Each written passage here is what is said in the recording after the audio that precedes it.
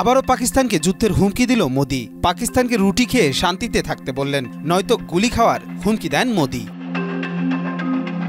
২৬ মে গুজরাটের ভুজে এক নির্বাচনী সভায় বক্তৃতা দিতে গিয়ে তিনি বলেন, শান্তিতে থাকুন, রুটি খান, নয়তো আমার গুলি তো রয়েছে।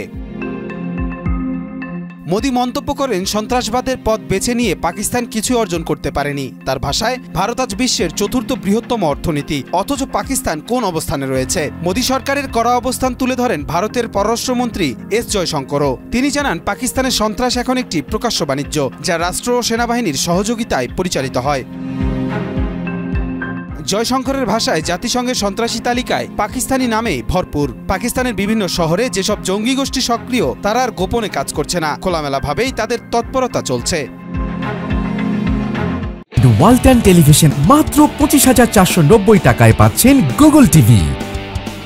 এর আগে মোদি বলেছিলেন, আমার শরীরে রক্ত নয়, সিঁদুর ফুটেছে। পেহেলগামের হামলার ২২ মিনিটের মধ্যেই ভারত প্রতিশোধ নিয়েছে বলেও দাবি করেন তিনি।